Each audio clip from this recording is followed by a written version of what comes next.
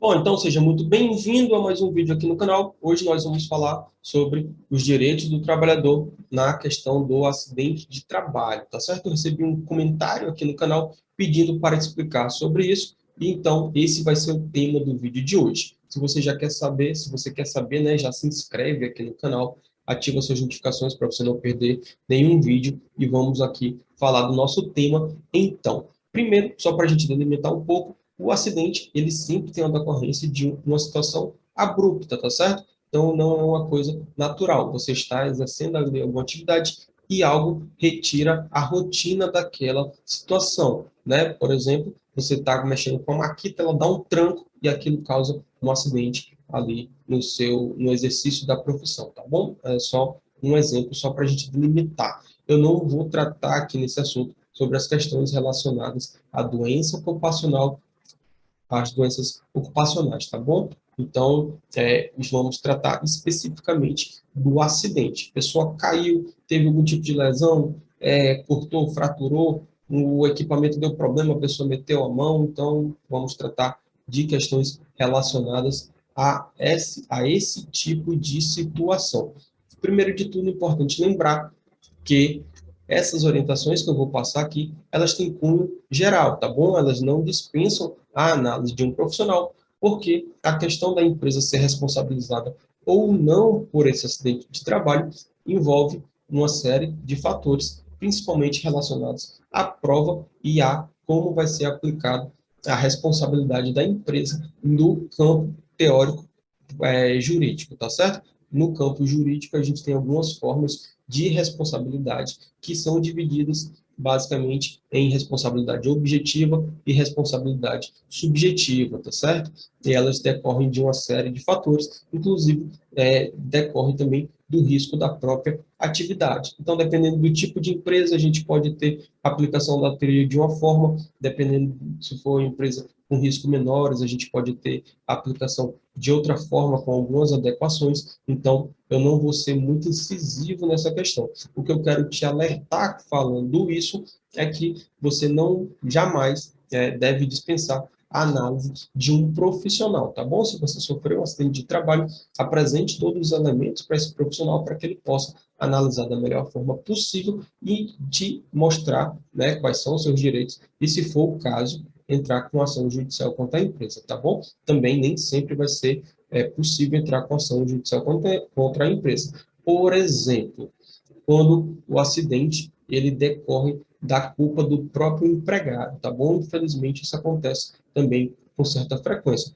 Por exemplo, eu já cheguei a ver um vídeo aqui em que os funcionários utilizavam, eu acho que era uma escavadeira aquilo, né? E utilizava aquilo para lançar outros funcionários dentro de um dentro de um açude, de um rio, eu não sei exatamente o que era aquilo. Então, a gente tem que tomar bastante cuidado com a análise desse tipo de situação para entender quais são realmente os direitos. Então, o que eu vou te apresentar nesse vídeo é um leque de opções, são várias situações, né? São vários direitos, mas a gente deve sempre analisar para poder entender se realmente cabe no caso específico em que vai ser apresentado na justiça, tá bom?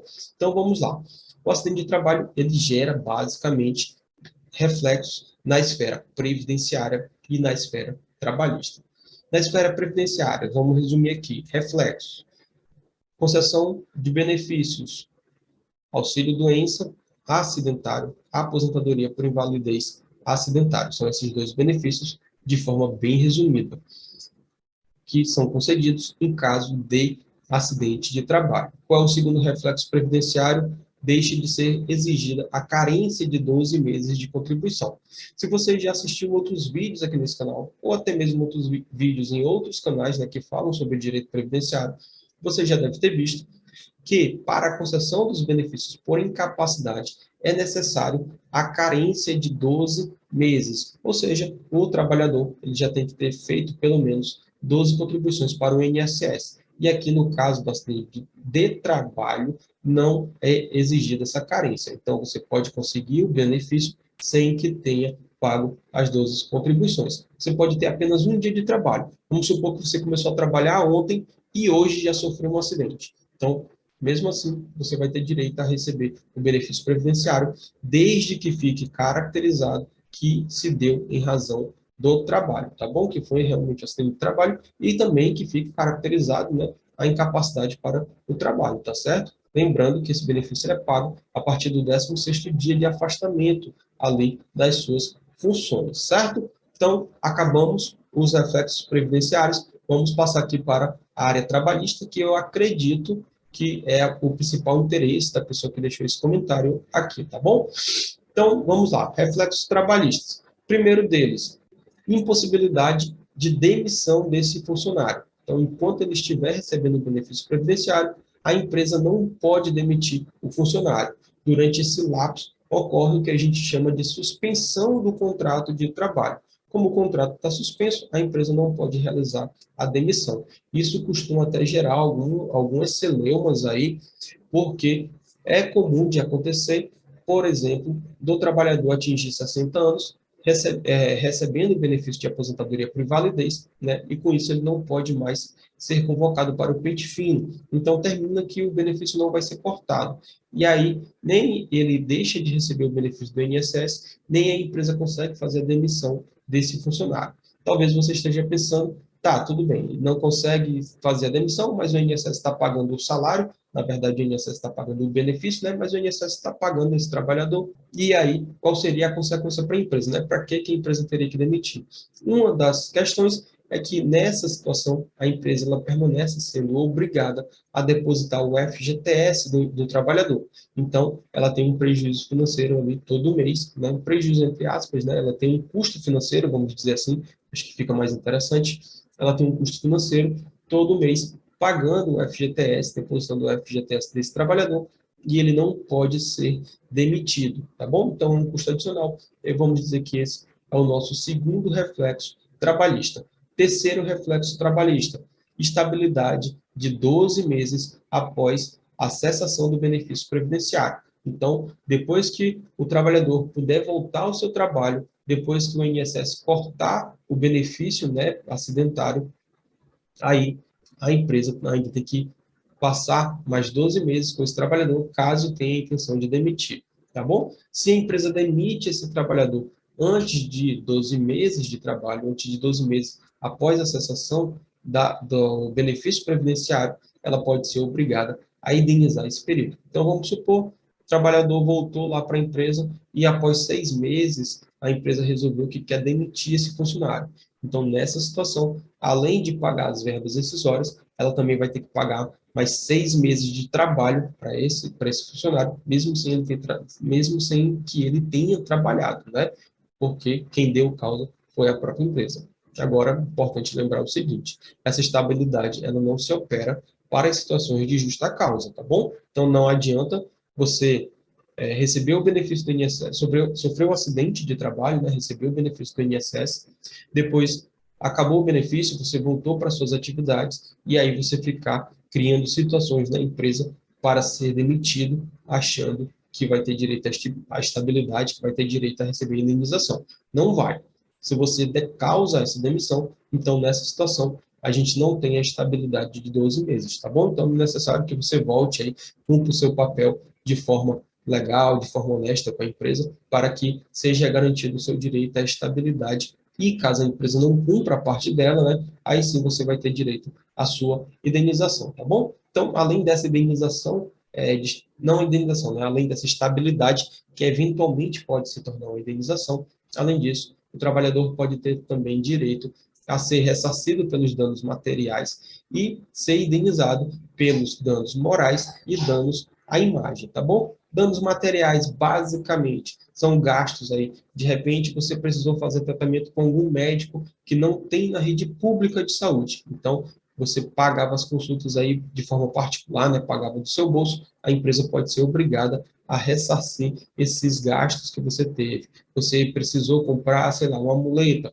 uma cadeira de rodas, precisou comprar um colete especial para usar porque machucou a coluna. Então, esses gastos, lógico que eles devem ser comprovados, né? Então, você vai ter que guardar aí laudo médico, vai ter que guardar a recomendação médica de utilizar esse tipo de medicamento, de utilizar esse tipo de material, você guarda isso. Você, ao comprar, guarda a nota fiscal, guarda os comprovantes de pagamento, de que foi realmente você que pagou, né, e que não foi a empresa que pagou, porque, assim, eu sei que muitas vezes as pessoas criam, né, essa situação de briga, de conflito entre empresa e trabalhadores, mas, na prática, o que a gente vê é que, do mesmo jeito que existem empresas boas, também existem empresas ruins, mas também existem trabalhadores bons, trabalhadores ruins, e também existem empresas que ajudam os seus funcionários e trabalhadores que ajudam suas empresas, né? Então, é bastante complicado quando a gente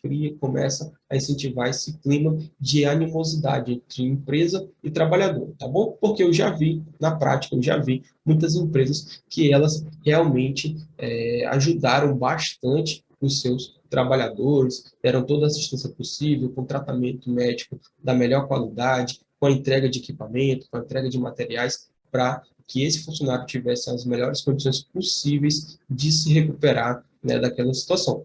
Mas também já vi empresas que deixaram o trabalhador simplesmente jogado, né? Assim, te vira, o problema é teu, porque isso não pode acontecer. Então, nesse tipo de situação em que a empresa não assume a sua responsabilidade, ela pode terminar sendo compelida na justiça, tá? Mas para que isso aconteça, é necessário que você tenha as provas. Eu acho que eu já falei isso aqui em algum vídeo, não me lembro bem, mas o judiciário, o poder judiciário, ele funciona com provas, tá certo? Eu sempre falo para as pessoas assim, o juiz, ele não entra na sua cabeça e nem na cabeça lá do gerente da empresa, do dono da empresa, para saber o que aconteceu. Ele não tem como fazer isso. Então, ele tem que trabalhar conforme as provas, conforme os documentos e as testemunhas que você tem que apresentar, que você vai apresentar no processo, né? E, se for necessário, também realizando perícias no andamento desse processo. Então, o juiz ele trabalha